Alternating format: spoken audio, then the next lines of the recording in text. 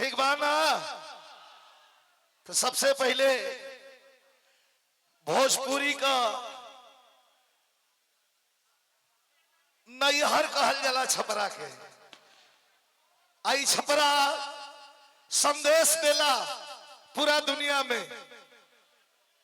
कई दिन से कई जगह ड्यूटी बा हमरो, रातों दिन चल रहा बानी, लेकिन अपना भाई खातिर से अली हाँ कि जो नाच नाच के पहले अपन शोभा बढ़ा ले बन, उहो नचनिया कहे के तैयार बना सा। तोनिया वाला नचनिहन के जवाब दियाई कि ना दियाई तनी बताई। दियाई ना तो दियाई तो एगो बात के याद रखे के हुई।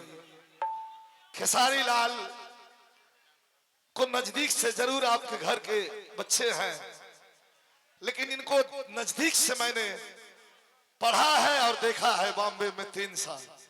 बड़ा उदार दिल है इनका और सौभाग्य है छपरा विधानसभा कई सौभाग्य है कि एक ऐसा प्रतिनिधि विधायक के रूप में आपको मिलने जा रहे हैं कि जनता के सुख और दुख के लिए अगर कोई कह दिया तो यह शख्स कभी कदम पीछे नहीं हटाते हैं। इसलिए मैं निवेदन करना चाहूंगा आपसे कि एक एक मत, एक एक वोट, एक एक मत, एक एक वोट लालटेन छाप पर 2 नंबर पर बटन दबी ना यार। इसे नहीं बुझाते। लाइन गाइयो नहीं का गा दे एक लाइन। अरे हम तो गाँव गाँव थक गए बने भाई।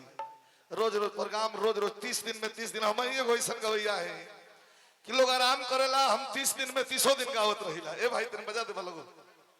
दिनेश लाल निरहुआ जी के बड़े भाई हैं विजयलाल भैया, और अपने छोटे भाई खेसारी लाल यादव के समर्थन में आए हैं। एक बार जोरदार ताली बजाकर स्वागत करेंगे सभी लोग।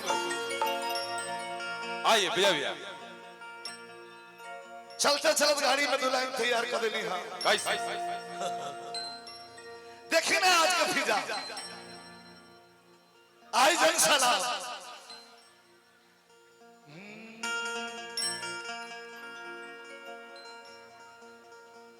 अरे साइकिल चला के भाई अखिलेश सो गइल नया।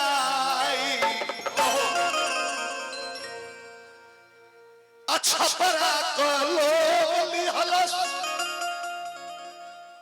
अरे मनावा बनाई।